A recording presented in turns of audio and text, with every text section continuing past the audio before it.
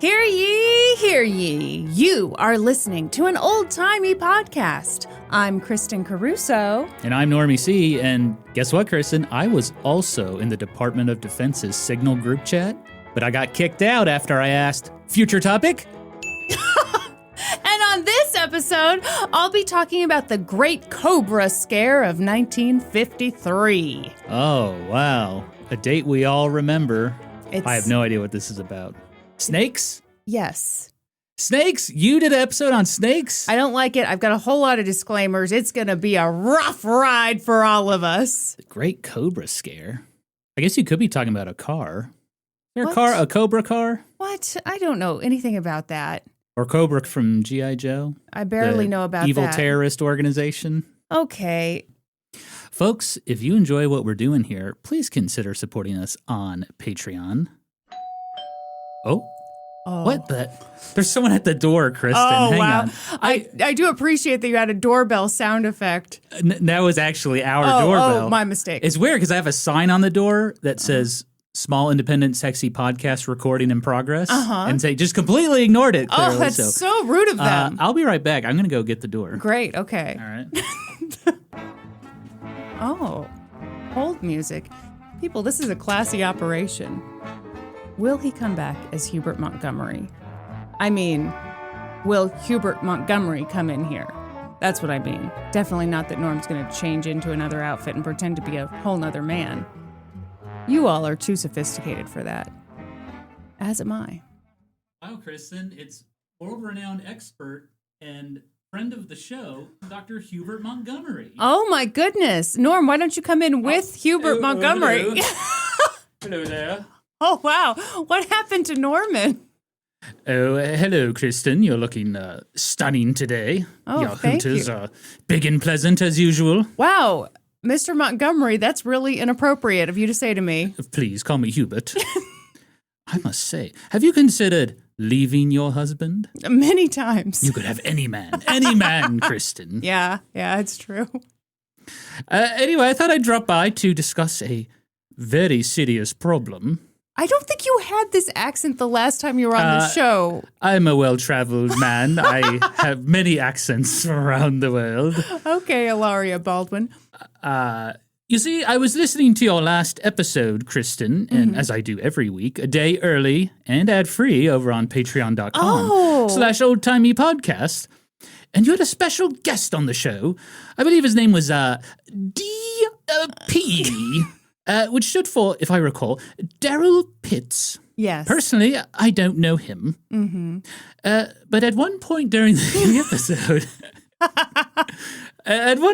episode, I spat my Lipton Brisk iced tea all over my Rolls-Royce dashboard. Oh, no. Because that man slandered me. Oh, my goodness. D.P. claimed that not only was I not sexy, but that I was dead. Well, as you can clearly see, Kristin, I am alive and well, and also quite sexy. I can see that. I'd be a fool to ignore it. And history hoes, if you would like to take a gander yourself, why don't you sign up at the 10... what do you call your currency here? I'm a very well-traveled man. I deal with many currencies. Yeah, we call it the dollary do. Oh, splendid. $10 dues will get you on the Pig Butter Investor tier at patreon.com/oldtimeypodcast. And not only will you get early ad-free video episodes, but you'll also get monthly bonus episodes, cards, stickers, access to monthly trivia parties, and 10% off all merchandise. Oh, goodness. How is that mustache affixed to your lip? It is a real mustache. It is grown in my skin. Okay? Let's not forget, Kristin, on that Pig Butter Investor tier, you also get ad-free episodes of your old podcast, which, I can't recall the name of it. I believe it was called Let Us Stroll Through the Halls of Justice. Yeah. It was not quite that catchy, but almost. It's very, very good show. Thank you. Very good. Thank you. Anyway, I just wanted to drop by to defend myself and from that unspeakable slander. Thank you very much for your time. Now, if you'll excuse me, I have to be going. Some of my colleagues at the Antiques Roadshow, they've set me up on a date. Oh. Yes. She's a lovely woman. Her name is Wilma Fingerdew. Oh, I'll let you know how it goes. Fingerdew? Wilma Fingerdew. She's a lovely woman. I'll text you, Kristin. Just give me your digits later, okay? Okay, I will. Okay. You know how to reach me. I do. Okay, very good. Okay, cheerio, history hose. Good luck on your day. Thank you. Wow, you're still wearing headphones. Sorry. Folks, I feel like I should have let him walk off with the headphones still on. What a missed opportunity. Gosh, and they say we don't have good guests on this show. They are wrong, aren't they? Ooh. Oh, wow. Norman, welcome back. Yeah, did I miss Dr. Hubert Montgomery? I'm afraid PhD? you did, yeah. Oh, shit. But, he might be nearby. I think he's getting fingered down in the park. Whoa, what did he talk to you about? I was picking up a vibe from him. He was in a real hurry to get out of here. Well, and you seem to have been in a hurry to get back in here. You're buttoning your shirt up. I don't understand why you would have taken your shirt off. Because I had to use the bathroom, and I was fighting for my life in there. So, sometimes you got to take your clothes off when you use the bathroom. I don't think you have to fully disrobe, but, okay, I'm learning a lot from you. Yeah. Your upper lip a little irritated, is it? I may have gotten something on there when I was using the bathroom. Oh, we don't need to hear any more about that. Anyway, so what do you got about these cobras here? Okay. Do you need me to do a Patreon plug? No, actually, Dr. Hubert Montgomery took perfect care of that. Wow, yeah, really? He's He's such a professional. Pretty amazing. Yeah, and sexy.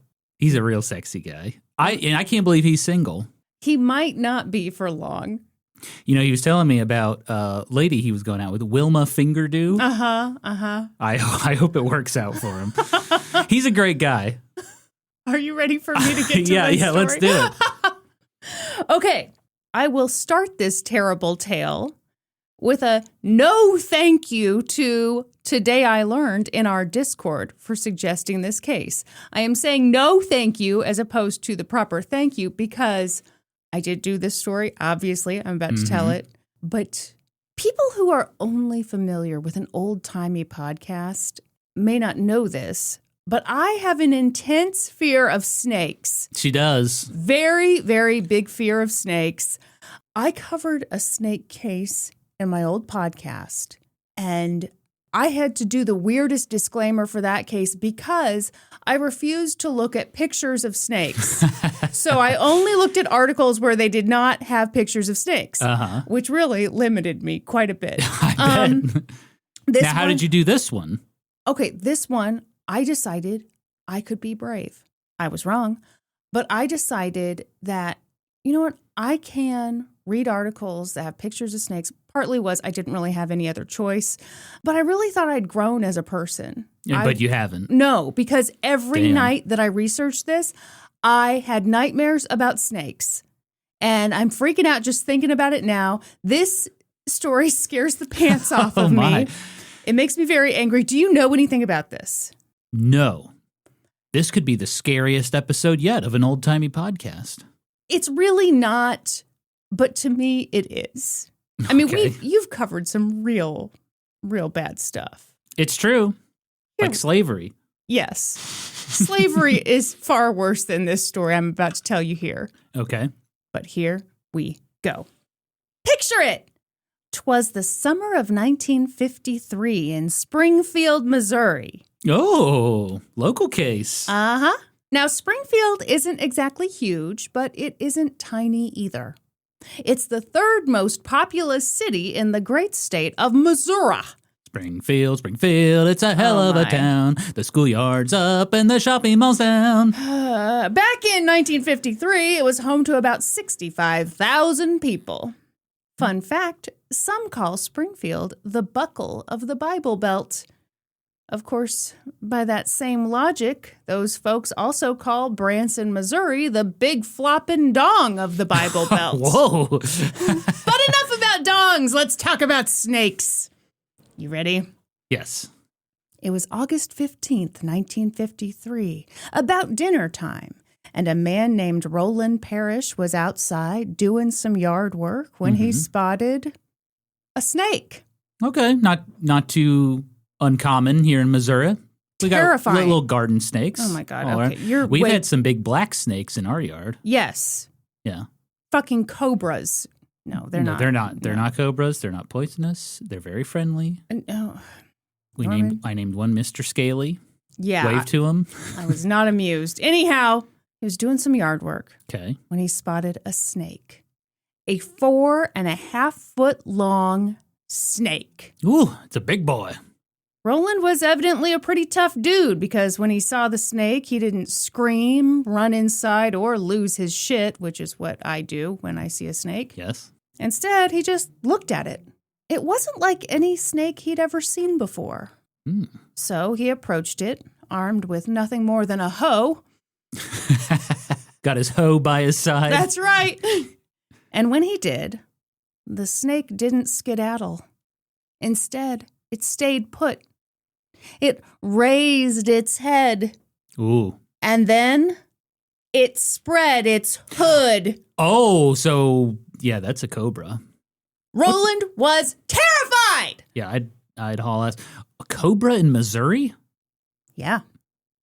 Pretty weird, huh? It should not be in Missouri, that's for sure. You think it got lost? Got off on the wrong bus exit, I think. What the hell kind of snake was he looking at? Quicker than you can say, "Run, Roland!" The snake lunged at him. But Roland, boom, knocked the thing down with his garden hoe and killed it. Wow, did he? Yeah. Nice. Wild way to go, Roland. Stuff. Yes. Murder the snakes. Hey, the snake attacked first. Self-defense. I should mention, I do not want to hear from any fucking snake apologists who are like... No animal rights people in this episode? I don't... No, I'm saying, like, someone's going to listen to this and be like, well, I've got the cutest snake you ever did see, and I'm going to send a picture and tell a sweet little tale. No, thank you. Goodbye. Only send me pictures of snakes if you're choking it with 2 hands. I don't even want to see that. Just let me know you've choked a snake with your bare hands, and I will send you a certificate for your good deed. Kristin's certificate of authenticity. You have killed a snake. With a thumbs up. So he killed the snake, but he was still kind of alarmed by it because what kind of snake had he just killed? He wasn't sure. Mm-hmm. A week later, right across the street, a man named Wesley Rose heard his bulldog Sally going apeshit outside. Wesley ran outside only to find Sally battling a snake in the front yard. Just like Roland, Wesley wasn't initially alarmed. These are big, tough dudes. Mm-hmm. But when Wesley realized that Sally had cornered an unusual-looking snake, he freaked out. He yelled for his wife to fetch a hoe! He grabbed Sally the bulldog and tied her up, and then Wesley approached the snake with the hoe in hand. The snake rose up. It spread its hood. But before the snake could lunge, Wesley, boom, smacked it in the back. He was pretty sure he'd paralyzed it. So, once the snake was immobile, Wesley killed it with the hoe. Man, these hoes are really effective against the snakes. Yeah. The secret weapon. These hoes work hard. Uh-huh. The experience was unsettling, though, as was the snake itself. Wesley had never seen a snake like that before. So he called the police. They came out to his house and brought the dead snake back to the police station where they examined it. And boy, were they stumped. See... They were stumped? Yeah. They said, I think this might be a snake. They were very stupid people. By God. This is the biggest earthworm I've ever seen in my life. See, Norm, as you already pointed out, Springfield, Missouri is home to plenty of snakes, which is why it's such a terrible place. But none of the officers had ever seen a snake like this before. So they called a science teacher from the local junior high school. They called in the director of the Dickerson Park Zoo. They called in a science professor from local Drury University. And holy shit, the experts weighed in and they were like, this is a cobra. And guess what? Cobras are not native to Missouri. Yes. How did these fuckers get here? How do we get them out? Do we abandon Springfield, Missouri and move to Springfield, Illinois? Yeah, we probably should. That's a little overreaction. That would be my idea. I'd that would be be like, what you goodbye. want to do. Yeah, that's a little bit crazy. Okay, this is the part in the story where I have to tell you shit that I do not care about at all. Because the snake nerds now want you to know. Snake nerds? Yeah, that's what I'm calling them. They want you to know that these snakes were initially misidentified as spectacled cobras. But upon, further examination from our snake data, they want you to know that these are actually monocled cobras. Ah, yes. What is the difference between a monocled cobra and a spectacled cobra? Who cares?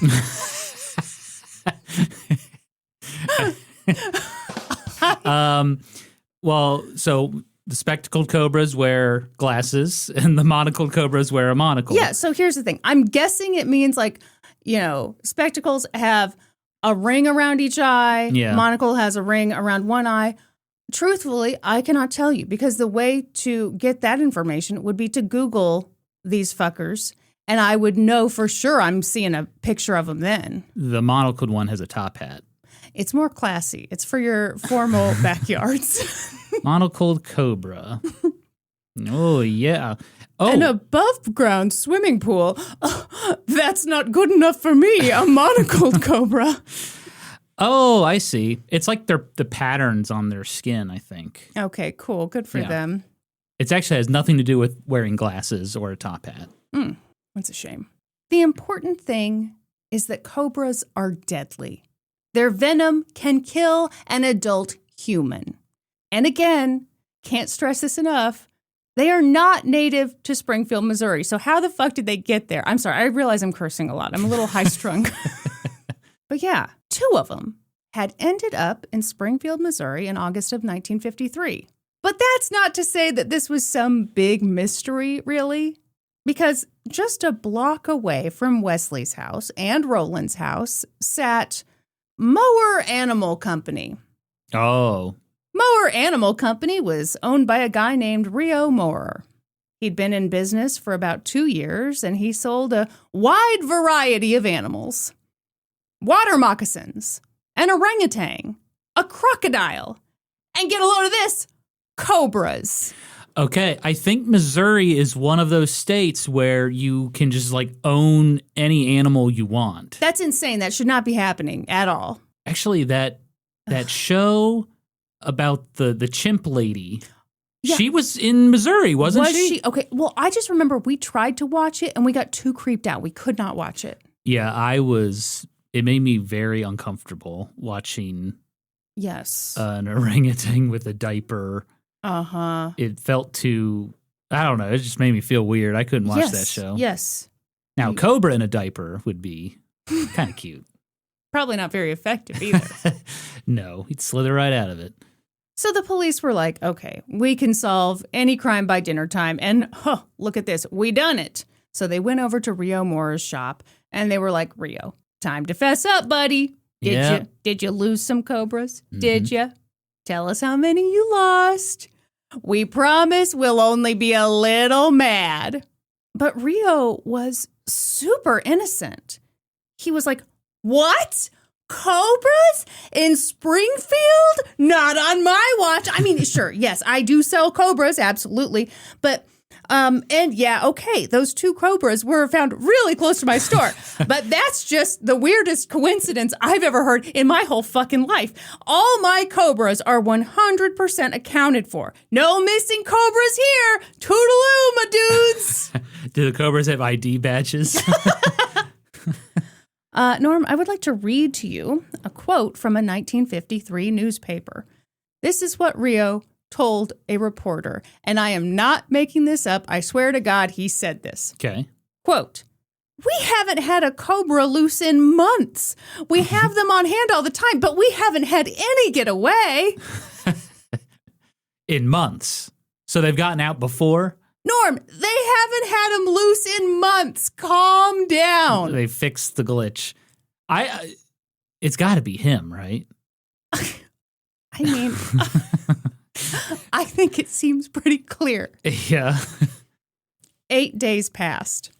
And then a man named Ralph Moore was out in his yard and spotted a cobra. He grabbed his garden hoe and killed the shit out of it. These damn hoes are killing these snakes. Don't say damn hoes, these wonderful hoes. This is no time to hoe shame. Hoes are the heroes of this story. Literally. By the way, not so fun fact, Ralph lived 2 blocks away from the Mowrer Animal Company. Okay. Just a coincidence. How is this story even going on? Is the open and shut case? How is this story even going on? Norm? All right, Norm, Reo, I just told come you, on out. No, he hasn't had a cobra loose in months, and he's real proud of that. I mean, where else are these cobras coming from? You have an exotic animal company a few blocks away. There's fucking cobras in everyone's yard. But they're not from that. They're not coming from there. You yourself said that they got off on the wrong bus stop. So that was a joke. They would never let a snake on a bus. Later that evening, a man named Willis Murdaugh was driving home when he spotted a snake in the road. And he said, "There's been a Murdaugh." Sorry, that was stupid. I hate that I laughed at it. He drove by it fairly slowly, but then was like, wait, what the hell kind of snake was that? I've never seen one of those before. See, this is a horror movie. People that are curious, what kind of snake is that? And then it lunges at you and bites you. I have never in my life been curious about a snake. I have been terrified and I've run. You've seen them and you've run away. Yes. Have you told the story of when we were camping in Minnesota and that snake popped out? I don't think I did. Yeah, so everyone, this one time we were camping in Minnesota. We were with my sister Kyla, brother-in-law Jay, and what do you call that? Portaging? When you you take a canoe along all the lakes and you walk it across little bodies of land and then you get back in another lake. Right. Yeah, I think it's called portaging. So Kyla and I got out onto the land to kind of scout around, see what was going on. The boys stayed in the canoes. Okay. I got out, and I will admit that the snake that I saw was a small one. He was tiny. Nonetheless, I was terrified. And I was supposed to walk right past this fucker to get back into the canoe. And everyone was kind of like, yeah, come on. Yeah. And I totally seriously, I said, it's looking right at me. And Jay, who is very nice all the time, just laughed at me as if to say, that is ridiculous.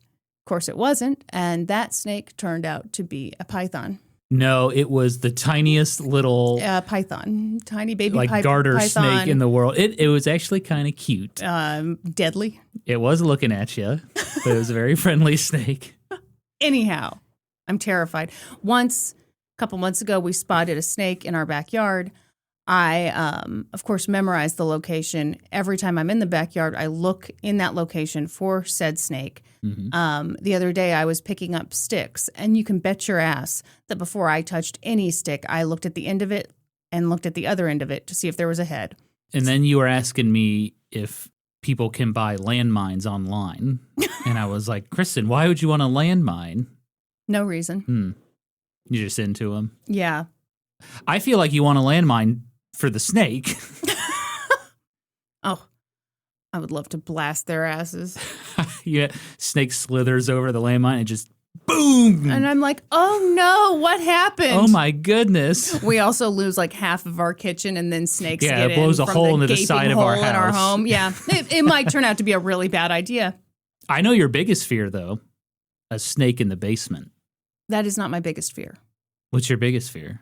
Norm, as my husband, you should know, my biggest fear, and I check for this every time. Oh, snakes in the boot. No. Snake in the toilet bites my vagina. Oh. That's my biggest fear. Anytime I've been on the toilet for, a little while, I always check to see if a snake is looking at me. And I know it's ridiculous, but also it's not so ridiculous that I've ever stopped doing it, ever. It is ridiculous. It's not going to happen. Yeah. And the day I accept that is the day that, ow, a snake bites my vagina. You know, why am I even, you want to check the toilet for snakes? Yeah. Do it all you want. No skin off your back, buddy. Okay, so Willis Murdaugh, who we sure hope murders a snake. Murdaws. He's going to murder that snake. Spots a snake in the road. Yeah. Stops, because he's like, what kind of snake is that? He reversed his car. And when he reversed his car, the snake rose up, looked right at him, and before that fucker could lunge at him, Willis grabbed a jack handle, smacked the mess out of that cobra, and then he ran over it with his car, and he ran over it again, and he ran over it again, and he ran over it again, and again, because you can never be too careful around snakes! Norm, I don't think I have to tell you, but by this point, the people of Springfield were on high alert. What did that snake look like after his savage beating and getting run over 50 times? Was it like a cartoon? Was he just like flat on the road? I'm sure. Oh my God. But you've got to make sure he's really, truly dead. I bet you loved this part of the story. Yeah, get him! I was rooting for him. I'm sorry to people who love snakes. Ugh, not really, but I felt like that was a polite thing to say. Okay, people were terrified because God knows how many deadly snakes were on the loose, and God knows how much crazy snake sex they had with each other, and pretty soon the whole town of Springfield would be made entirely out of snakes. How do snakes have sex? I have heard that they like coil up in a disgusting mess, you know. Can you feel the love tonight? People knew exactly where to direct their fury. Yes, the Mowrer Animal Company. Was that it? Mowrer. Mowrer? I don't know. Mowrer. Yeah. It's a weird word. Okay. So far, all the cobras had been spotted in close proximity to Mowrer Animal Company. The writing was on the wall, as were the snakes. Haha. Yeah. Anyway, but Reo was just sitting back, sticking to his story. A week went by. People were really starting to freak out. It was summertime and child molesters hadn't been invented yet. So Whoa. For the first time ever, parents were like, wait a minute, you're telling me I can't just let my kid play outside unattended? I need to stand nearby with a hoe just in case a cobra shows up? People got paranoid. Child molesters had not been invented yet, No, huh? In retrospect, we shouldn't have invented them. Who the hell invented them? A big mistake, kind of a Frankenstein situation. Not a fan. The local police department was flooded with calls from people who had found a snake and weren't sure if it was a cobra, but they needed the police to show up with a tank and an AK-47 just in case. Yep. And then a 6-year-old named Lisbeth Gale Parrish went up to her mom and was like, Mom, a snake just went into our garage. Oh, shit. And so Mrs. Howard McCoy, that's how the newspapers referred to her at the time. I looked around online. I think her name was Jane, but I can't confirm it for sure. Okay. She hauled ass into that garage, grabbed a hoe, spotted the snake, which, spoiler alert, was a cobra, shocker, and boom, murdered it with a hoe. Man, I'm just more and more impressed by the hose. I'm trying to think of another garden tool that might be more effective. Maybe like a machete? Name one. You can't. No, because you don't want a hoe. Like, you can be far away and use a hoe. I mean, a hoe is longer than a machete, yeah. Mm-hmm. And a rake, a rake. Oh, that'll just piss it off. It's too flexible. It would just Norm, be like. That's the worst idea you've ever had. How about I poke a cobra? How about that? The cobra, ow! That's basically like, how about I insult this cobra's mother? Yeah. It might hurt its feelings and it'll go away. I don't think so. A while later, you'll never guess. Never in a million years guess what people spotted hanging out in the grass near the Mowrer Animal Company. A cobra? Yeah. Was it loitering? What? It was loitering? Yes. Which is illegal. So they called the police, and by the time the police arrived, good old Reo Mowrer had captured the cobra and was like, hey, nothing to see here, just me saving the day. Some heroes don't wear capes. They just pick up deadly cobras that definitely didn't come from their shitty little store. What is this guy doing with cobras? What He's do you suspect mean? number one and only. Yes. Yeah. What the hell's he doing with these cobras? Well, possibly losing them, supposedly selling them. Why you would sell these things, I have no idea. I don't like this. It's for man. the snake nerds, Kristin. Oh, God. Okay.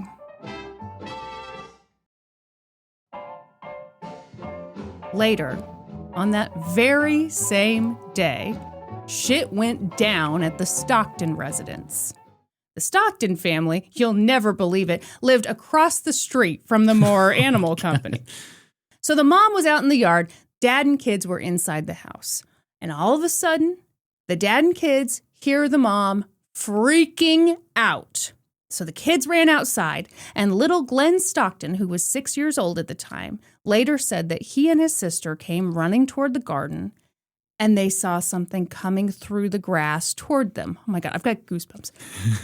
So he put his sister behind him, told her not to move, and then a cobra reared up in front of them, spread its hood, and began to weave back and forth. Go get the hoe. He said it had, oh my God, I'm freaking out. He said it had, quote, black beady eyes looking at me with its tongue flicking in and out. So sexy. No, opposite.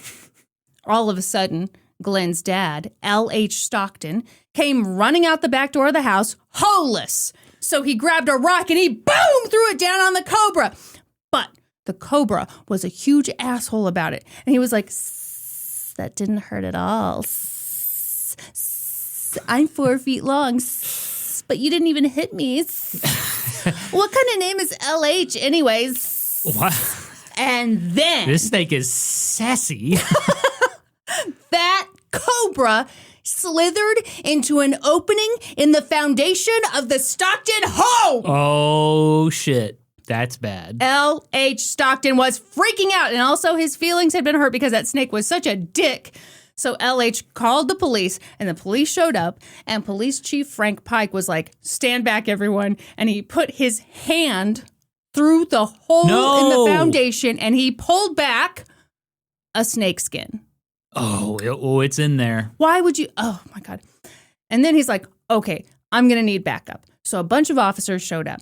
And in the meantime, Frank revealed his very own handmade snake catcher. Oh, he made one.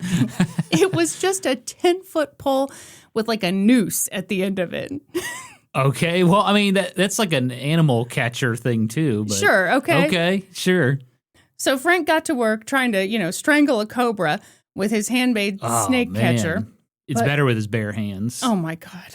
Wouldn't you know it, Norm? The snake didn't want to be strangled that day. Yeah. I'm just now realizing that it's probably not supposed to strangle the animal. I catch them, but they're always dead. I don't get it. This snake was perfectly happy to take up residence in the Stockton's crawl space or whatever with the aim of gaining squatters' rights. So Clearly. everyone's freaking out. Everyone. Because that cobra just would not leave. You know what you need? What? A grenade. Are you serious? Toss a grenade in that hole. Is that a serious idea? Or Yeah. Okay, stay tuned. So the police talked to L.H. Stockton. I can't believe you said that. And they were like, okay, do we have your permission to do something a little crazy in order to get this cobra out of your house? And L.H. told the officers, quote, burn the house down if you have to. Which, yes, LH, finally someone who is on my level. He gets it. He was like, my family is not going back in that house until the cobra is gone, baby. And the police were like, say no more. And an officer threw a tear gas grenade into the crawl space. Yes, that snake will be coughing coming out of that hole. As gas filled the space, officers positioned themselves around the home, waiting for the cobra to emerge. And oh my God, sure enough, it did. Yeah. It slithered out, and Officer Jack Strope was right there, shotgun cocked, ready to rumble! And as soon as he saw that hooded-headed fucker, he pulled the trigger! Boom! Oh my God. And it jammed. Oh no! The cobra was pissed. It had been through so much in life. It had dodged a rock. It had been poked with a 10-foot pole. It had been tear gassed. It had been shot at, unsuccessfully, but still. This cobra was seething. Officer Jack was like, oh no, this shotgun sucks. So he grabbed his pistol out of his holster. He aimed. He fired. He shot the cobra. He fired again. He shot the cobra. He fired again. He shot the cobra. He fired again. He shot the cobra. He fired again. He shot the cobra. He shot the cobra 5 times with slugs. And it was still moving and grooving. Damn. Back to the very foundation from whence it came. It got back in that hole? It was moving and grooving toward it, okay? Try to keep up. Okay. As it did so, the cobra raised its hooded head, as if to say, nice try, assholes. And as soon as it did, Police Chief Frank Pike was like, snake noose! And he used his handmade snake catcher to wrangle the snake by the neck. They had it. It wasn't going anywhere. Would you like to guess how they finally killed it? Strangled it with their bare hands. No, they used a hoe. Oh, did they really? Yeah. Man, shout out to the hose. No kidding. By this point, City Health Director Del Kaywood was like, that is enough. This is ridiculous. We need to do something. Reo Mowrer, we know you say you're innocent, but no one, literally no one, is dumb enough to believe you. So you need to take all your snakes outside of the city limits. You can keep some fish here, some small birds, okay. But anything dangerous or deadly needs to be the F out of city limits. Get going. Reo was not happy about that.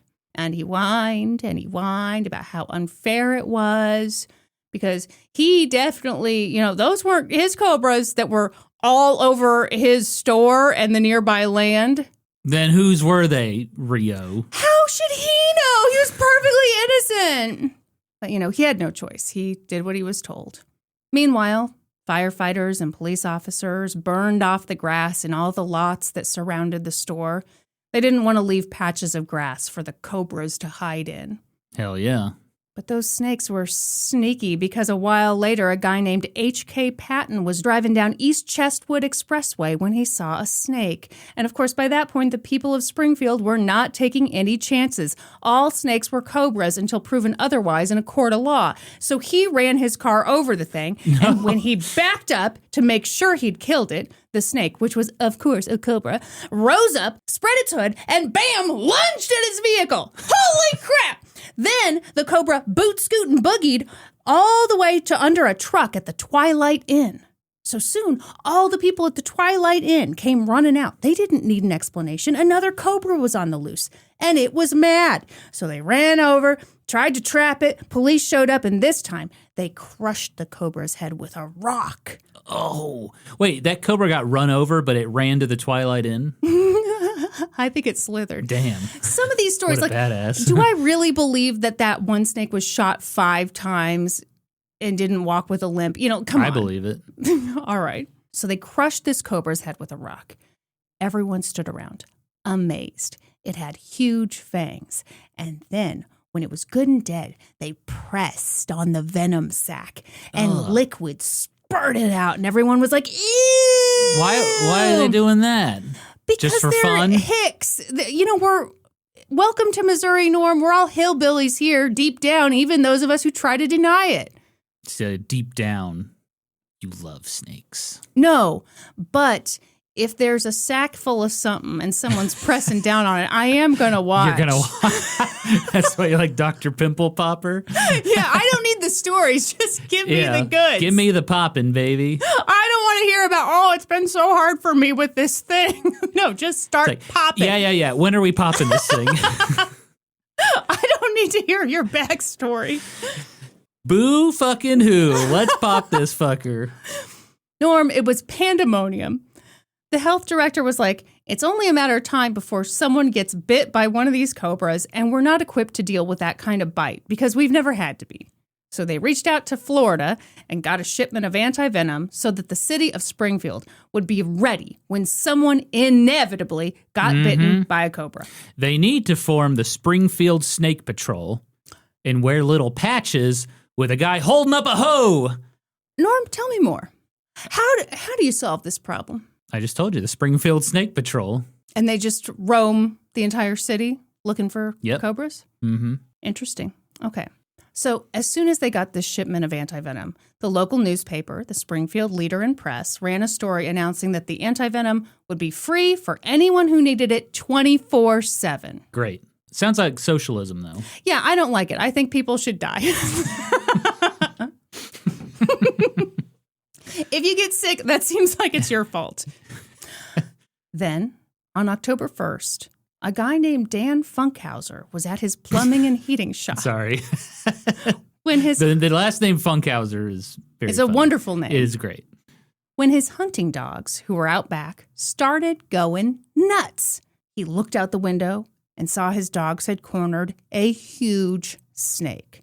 So he was like, what the funk? And his employee, a guy named Hardy Teague, grabbed a hoe and heartily murdered that cobra. Yes!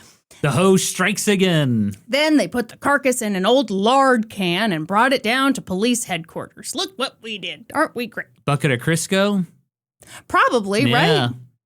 Lieutenant Leonard Thomas was like, good work, boys. And he opened up the lard can and took a look. And holy shit, it was still alive. Oh, my God. The cobra was moving around. It opened its mouth.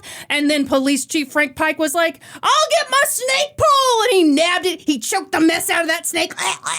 And Lieutenant Leonard Thomas killed it for real this time with an ice pick. Boom. He would have had trouble choking it because it was so greasy from being in the lard can. That's true. It would be a mess. It would be the most deadly snake. Can't catch me. Ooh, Crisco. At this point, the city reached a bad ideas do not exist state of mind. And it was in that spirit, God bless them, that they came up with a cartoonish, deeply problematic idea for how to get all the cobras out of their fair city. Okay. I just told you, it's a cartoonish idea. Mm-hmm. It's problematic. Mm-hmm. What'd they come up with, Norm? What do you got? Well, if it's problematic. It's not great. Problematic. Springfield snake. So they're going to start a snake patrol. Maybe. And are they just going to like burn all the grass in Springfield? That's problematic to you. I mean, what if someone's working hard on their lawn and... I think you and I have they burn different definitions of the word problematic. I'm just thinking, what could be problematic? Are they just going to kill every snake they see? That's no matter a great what? idea. I endorse that idea. Okay, so you don't think that's problematic at all, actually? Okay, just tell me. What is it? They decided to use the foolproof strategy of playing, quote, Indian snake charming music. What? As it so happened, local car dealer John Dukewitz had a relative who'd done some ministry in India. And oh, look, that relative had come back with a record that contained, snake charming music, maybe. Wait. Mm-hmm. Don't you have to, like, train the snake to dance to the music? You can't just play it for any random snake and the snake's gonna be like, ooh, I'm dancing. I have no idea why. Yeah, Norm, you've pointed out this idea is deeply stupid, but we're going to keep going with it because it's our only idea and no one's saying no. So, City Health Director Del Kaywood got a truck with some big speakers mounted on top of it. Oh my God. And for 45 minutes, No. he rode around the city of Springfield with police officers walking alongside the vehicle, guns drawn, ready to kill all the cobras that were definitely going to come out think to the the music. snakes are going to come dancing out to the music and they'll shoot them as they come out? Norm, This is literally something that happened in The Simpsons, shut up. which takes place in Springfield. Did they get inspired by this? I think they did a rip from the headline story. Norm, it wasn't just police officers out there. A bunch of local dudes trailed along too, armed with dozens of hoes and shovels, while the Indian snake charming music played loudly throughout the town. Did they get any snakes? Worth noting, a lot of people thought that this idea was really stupid.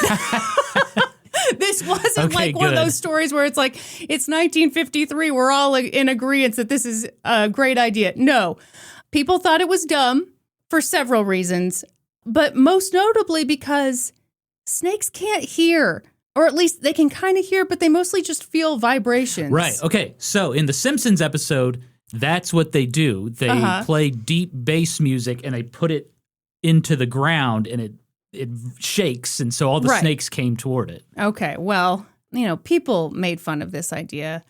They said it was, the Cobra blues that they were playing out there. And, it's like an ice cream truck, but they're trying to catch cobras. How dumb. Ha ha. But guess who had the last laugh? Did they get one? Well, when that truck rounded the Reynolds Manufacturing Company at 600 North Prospect Avenue, holy shit, guess what they found? It was a cobra. It slithered out from under a loading dock, and a worker dropped a brake drum on it and boom, killed it. We've done it! Now, was that cobra lured out from under the loading dock because of those sweet tunes? No. Definitely, absolutely, shut up. It definitely wasn't just a weird coincidence. Oh my God, I love this song.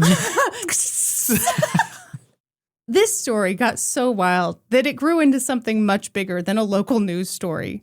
Life magazine covered it. Newsweek covered it. Fun fact, when the photographer for Life came out, the police officers did a kind of like staged snake hunt. They were looking for snakes, but it was mostly for the photos.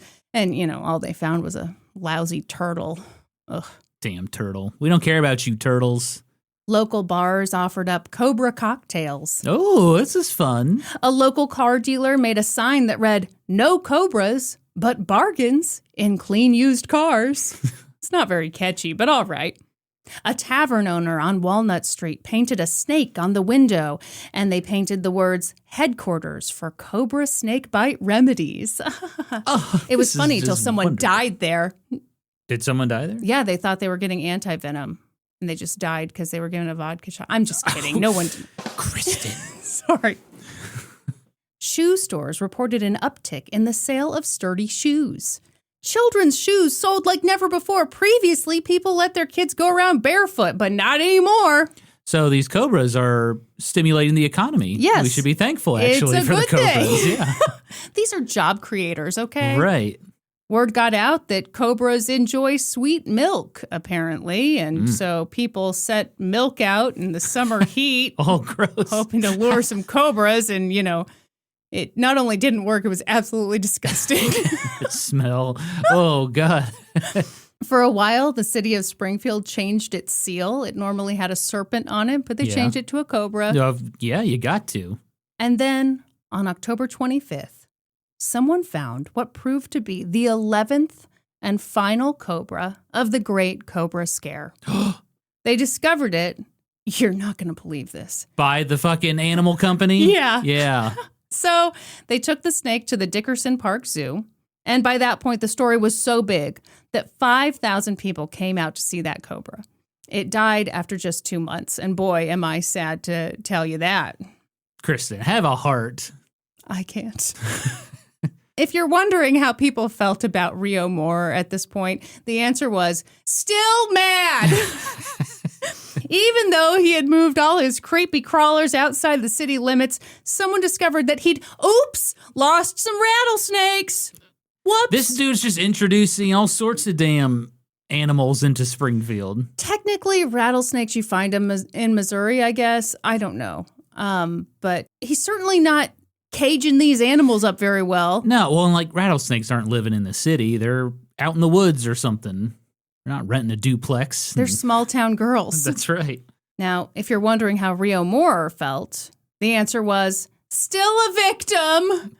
Reo wrote a letter to city officials stating, quote, I can truthfully, honestly, and with a free conscience tell you that these snakes have not originated from my place of business. I am as much or more perturbed by their presence out of captivity as anyone who resides in Springfield. He was like totally innocent, Norm. Why does this guy just fess up? I mean, who else is bringing the cobras Maybe he in? didn't do it, Norm. Maybe he's totally innocent. Yeah, we'll see. We'll see.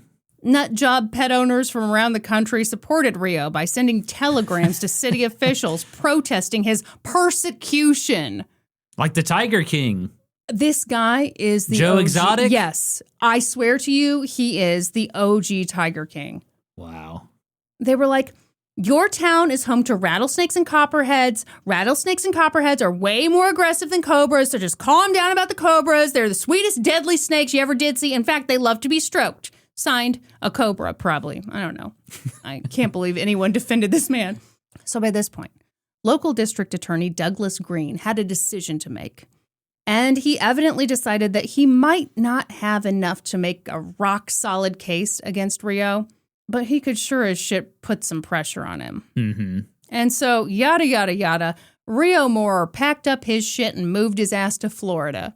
Seems like a place to live for an exotic animal guy. I agree. Yeah. Reo was gone. But that didn't necessarily mean that the cobras were gone. Between August 15th and October 25th, they'd found 11 cobras in Springfield. As winter set in, people feared that the cobras might have gotten down to the local quarry. If they did, they could probably survive the winter, have all kinds of sex, breed like bunnies, and then terrorize the town for years to come. Sexy times. In January of 1954, the city passed an ordinance barring the sale or display of deadly snakes and reptiles.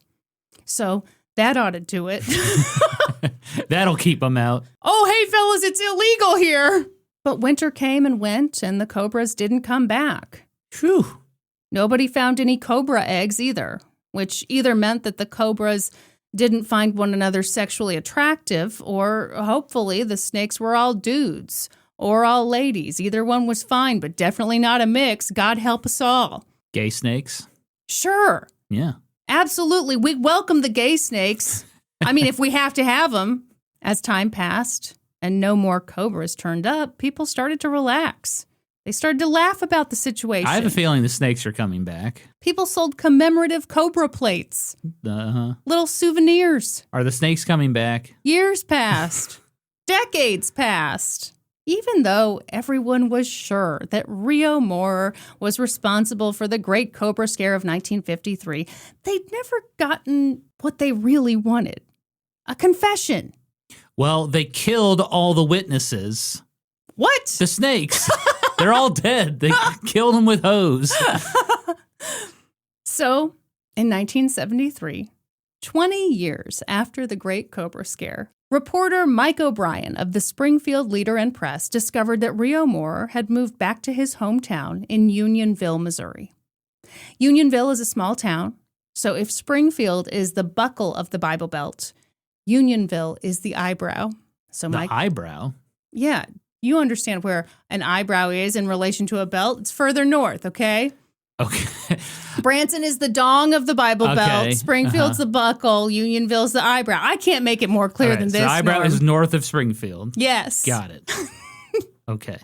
So Mike showed up at Reo's house, and he was like, hey, it's been 20 years. Come on. Tell me the truth.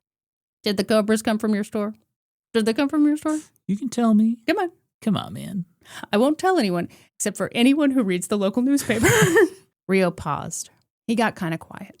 And finally, he said the following, quote, there is a man still alive who might have been responsible, but I couldn't mention his name. I think he's working for a fire department now, somewhere down in Florida. And that was it. He wouldn't say any more. What? By the way, if you're wondering what Reo had been up to in the previous 20 years, you are in for a treat. Okay, so he took his badly contained zoo to Florida, and he said things were going great until effing Busch Gardens opened up. He said, quote, Augie Busch started up his park there, and it's pretty hard to compete against money like that and free beer. Which I doubt they were giving out free beer at Busch Gardens. Everyone would be there. Wait a minute. Was he trying to compete with Busch Gardens? Wasn't he selling the animals? Who the F knows what this man was up to? I'm telling you, this guy is the original Joe Exotic. You think Joe Exotic could be like, yeah, this is my business plan. Here's what I do. Here's what I don't do. Here are all my safety protocols. No, it's just whatever to make a buck. That man is ridiculous. That district attorney of Springfield, that fucking bitch. Yeah, Harold Baskins. So, yeah, according to him, whatever operation he had in Florida was going great until that asshole Augie Busch showed up. So then, What's he do? Does he get out of the game? No, he does not. Instead, he starts importing bigger animals like baby elephants. That's right. Bigger is better. He kept them in his backyard. He said that when the elephants got hungry, he had to get up and feed them real fast or they'd, quote, tear down my back door. Well, yeah. Ridiculous. After that, he became the assistant director of a zoo in Monroe, Louisiana. And then he had heart trouble, and his doctors were like, dude, hey, maybe for the sake of your health, stop importing deadly animals. And so... Quit raising baby elephants in your backyard. God. So then he opened an antique store. Oh. In 1977, a few years after he gave that interview, Reo died. So it was official. The mystery of the Great Cobra Scare would never be solved. No, I don't believe you. But people still talked about it. Uh-huh, there it is. And journalists still wrote about it. Mm-hmm. And in May of 1988, Springfield magazine published a write-up about the Great Cobra Scare of 1953. And someone read that article, and they went to their friend and said, hey, man, I think it's time to come clean. People deserve to know what happened. And so Carl Bennett, who by that point had kept his involvement in the Great Cobra Scare a secret for 35 years, came forward. But first, he consulted with an attorney. And after hearing Carl's story, the attorney said, yeah, I think you're good. What's it called when enough time has passed, you can't be charged with the crime anymore? I think you're thinking of the statute of limitations. Right. There's some other stuff that I think would come into play here, but I can't tell you that until after I've told you what happened. So basically the attorney said, I think after all this time, it's unlikely that they're going to press charges. So Carl reached out to reporter Mike O'Brien, that same reporter who'd traveled to Unionville to interview Reo Mowrer, and he said, I'm the one that done it. And from there, the story unraveled. Oh, shit. All right, what happened? Carl was 60 years old when he came forward, but he'd been 14 years old in the summer of 1953. He was a little punk. A little prankster. He'd been a student at Jarrett Junior High School, and money was tight at home. So he did what a lot of kids did. He found ways to make some money. For a while, he gathered up empty bottles on the side of the road, and he used that money to get him enough money to go to a movie and buy a candy bar. Simple stuff. But after a while, he wanted more. You see, Carl was a curious boy. He had a friend who was really into tropical fish, and they often went together to the Five and Dime to look at the fish. And Carl wanted a tropical fish so bad. But after a while, Carl, got a little bored with the Five and Dime. They didn't have a big variety of fish. Did he go to the Mowrer Animal Company? He sure did. And he was so impressed. That place had variety. It was nuts what was in there. It had fish he'd never even seen before. He was kind of enthralled by the place. And after enough conversations with the owner, Reo Mowrer, Carl found out that the store had so much more than what was displayed in the main room. The store had a back room. It had a garage. Did the back room have the red silk curtain like in the rental stores? You want to look at the real good animals, kid? Come on back. Ooh, yeah.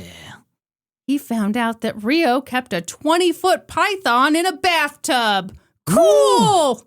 Worth noting, Carl was not afraid of snakes. Quite the opposite, in fact. Until he was about 5 years old, he'd lived out in the country. He was comfortable with snakes. Too comfortable, if you ask me.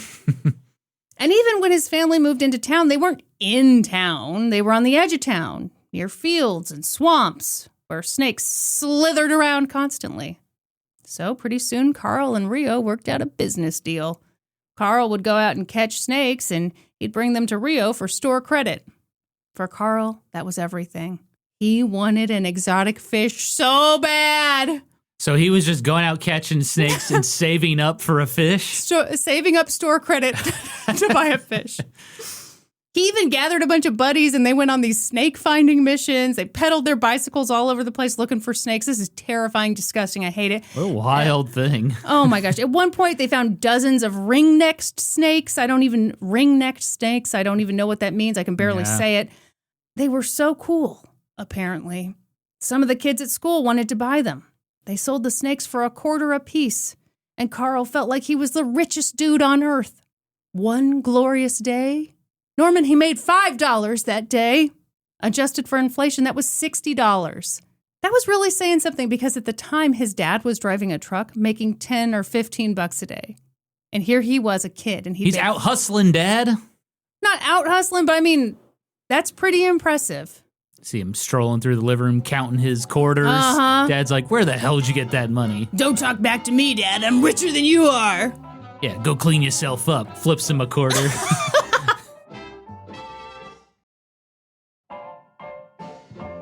Carl was a little business dude, wheeling and dealing the snakes at school and amassing enough snakes to make a solid exchange with Reo Mowrer. How could life be better? So did he get a cobra from Reo? Norm, I just told you he wants a fish.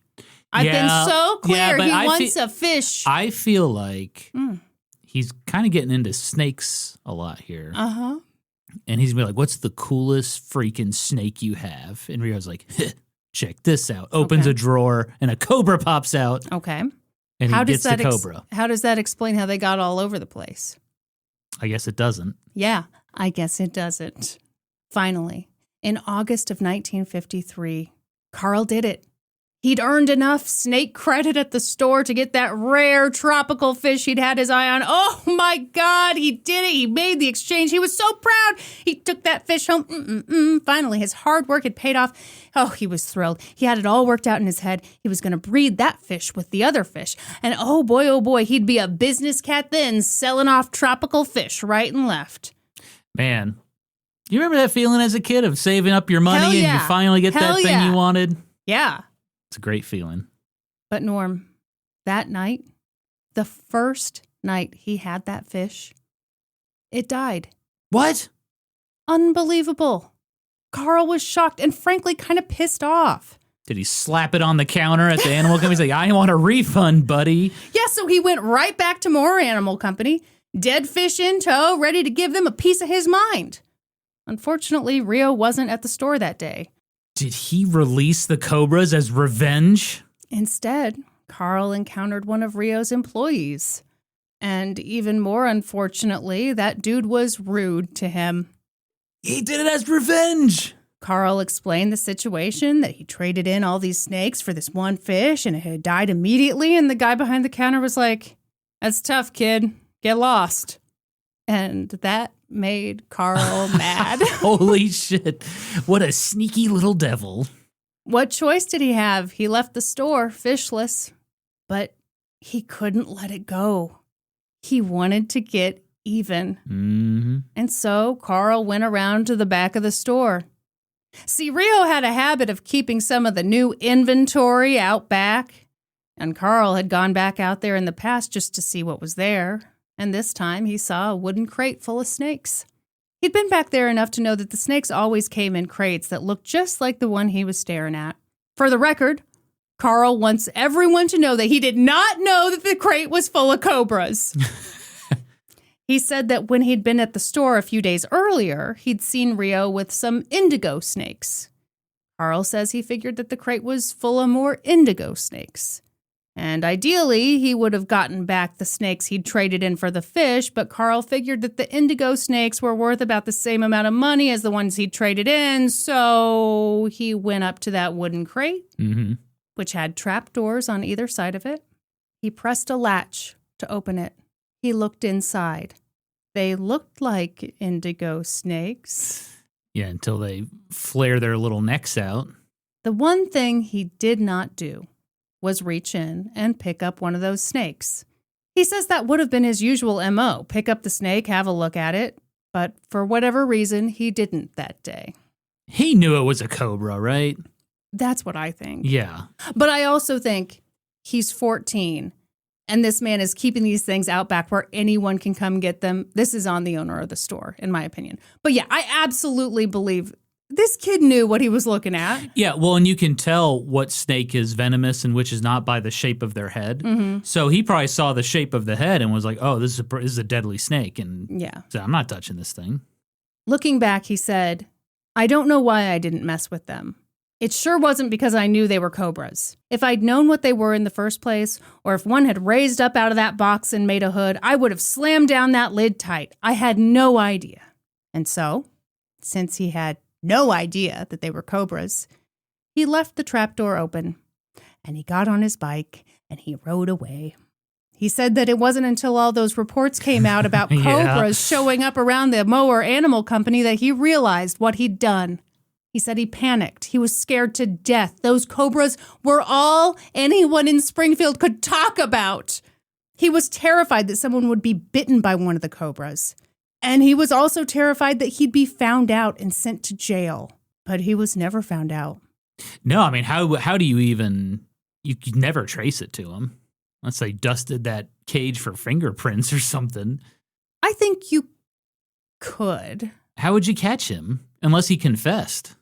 It would require Reo being honest and saying, yeah, I had... Kid came in, he was pissed, I had cobras. Well, hold on. First he says, yes, I am missing cobras. Because that was the truth. He'd been lying this whole time about, no, missing cobras here. Yeah, because originally he was like, I don't sell cobras, right? No, he said he sold cobras. Yeah. But he said he didn't have any missing. Ah. Carl came and let them out Right. of the wooden crate. So Reo, the adult, who kept deadly cobras out back where anyone could access them, and then lied to everyone and said, oh, no, I'm not missing any of them. Yeah. This is on him. Yeah, true. But yeah, I think... The kid also opened the crate and let them out. Sure. I think it's a little on him, too. Well, it is a little on him, but he is a kid, and this is completely foreseeable, I think. I mean, you shouldn't keep the cobras out back in a crate. No, you shouldn't. You know why? Because literally anyone can come up and open the box. Literally anyone. The customer is always right, folks. You don't want this happening. So he had this terrible secret, and he kept it for years. He grew up, stayed in the area. He dabbled in the trades. He became a mechanic, a welder, a concrete finisher. But that cobra scare always weighed on him. And it wasn't until 30 years later that he finally confided in a friend. And it was that friend who convinced him to come forward. Coming forward was a weird thing for Carl. He'd been so tight-lipped about it for so long. He told the reporter, my mom is going to find out about what I did by reading about it in the paper. He's going to get a spanking. Get over here, Carl. But people still had questions for Carl. Questions like, okay, dude, we found 11 of them. How many snakes did you actually release that day?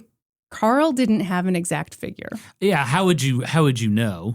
Okay, he remembered that the crate had 2 trapdoors, which to him indicated that it was divided in half. And when he'd looked inside, he estimated that there were probably 25 or 30 snakes in that crate. Oh, shit. So hopefully, a maximum of 15 cobras slithered all over Springfield.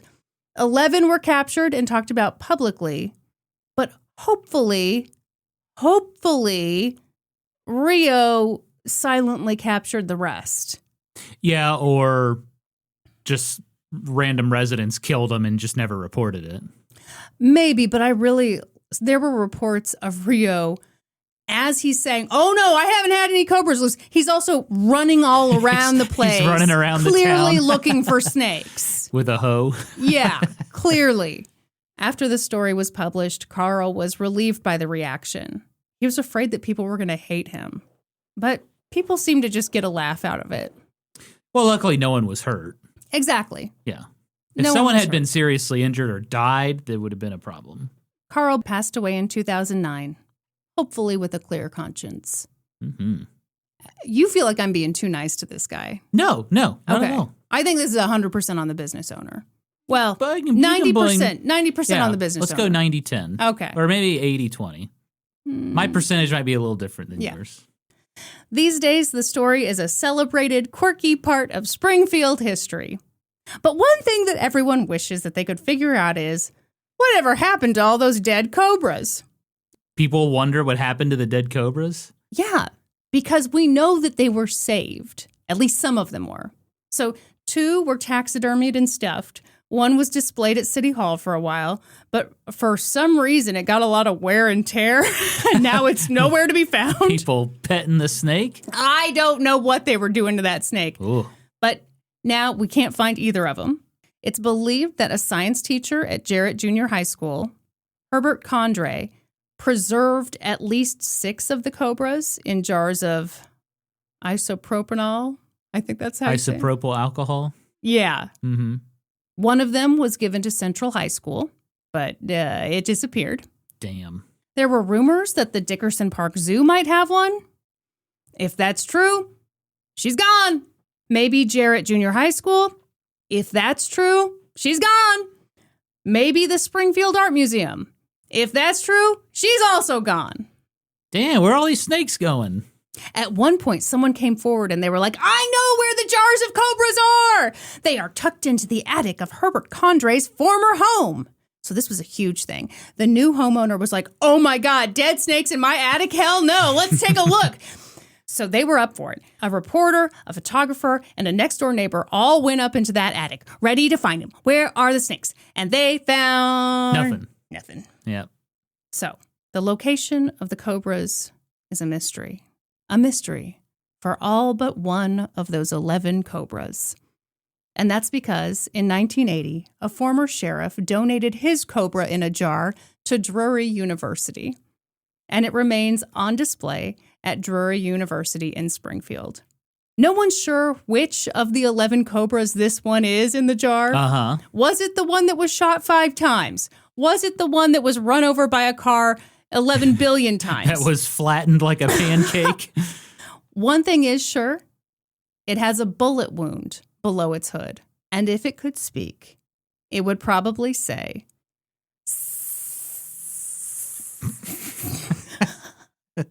And that's the story of the Great Cobra Scare of 1953. Great job, Kristin. I'm Oh glad my you got God. through that story. You know, it's kind of fun, but I also kind of really hated it too. That was a great story. Never heard that. I love a story where nobody gets hurt.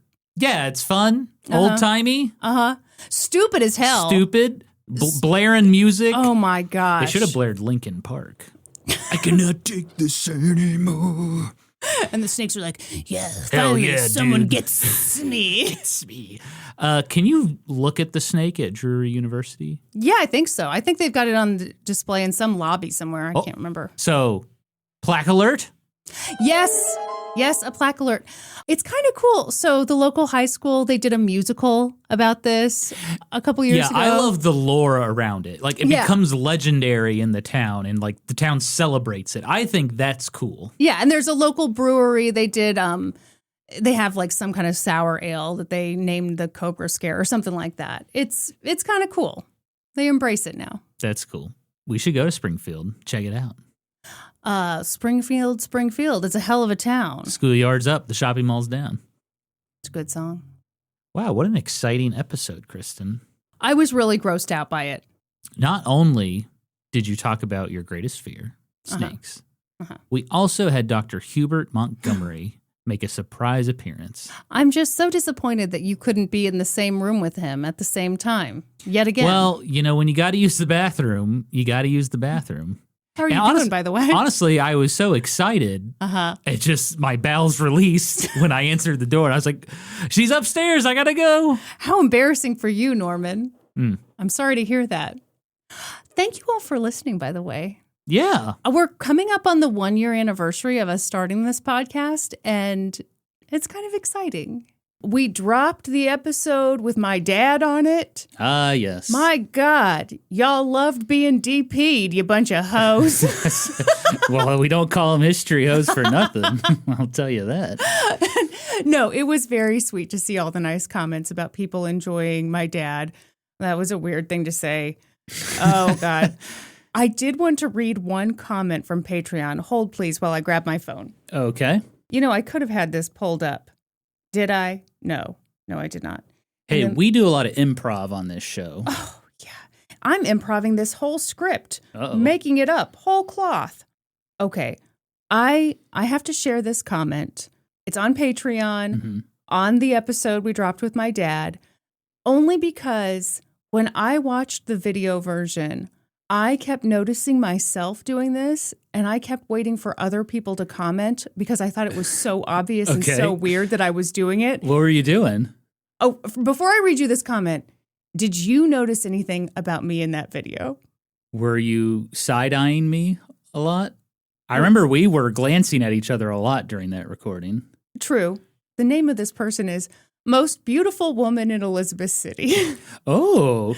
She writes, Pig butter investor is worth it just to see Kristin sit in a fully defensive posture for 2 hours straight while listening to her father, likely praying he doesn't say something too offensive, LOL. I can relate. You were kind of leaned back with your arms folded. I was squeezing my hands and like fully ready for him to say something awful.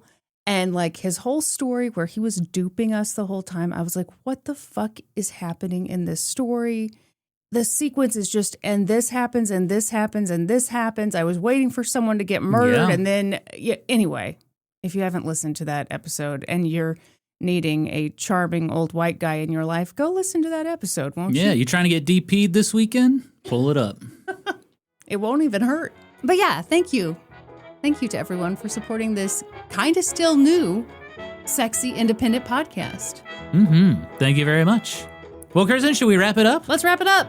Kristin, you know what they say about history hoes. We always cite our sources. That's right. For this episode, I got my information from many years' worth of reporting by Mike O'Brien for the Springfield News-Leader, reporting by Greta Cross for the Springfield News-Leader, as well as reporting from Ozarks Alive, OzarksWatch Video Magazine, and more.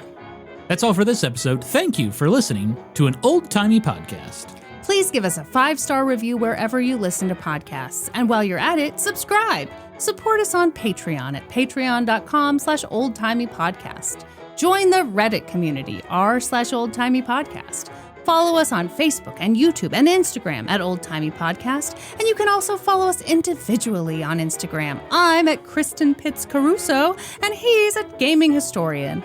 And until next time, toodaloo, ta-ta, and cheerio! Bye! Bye!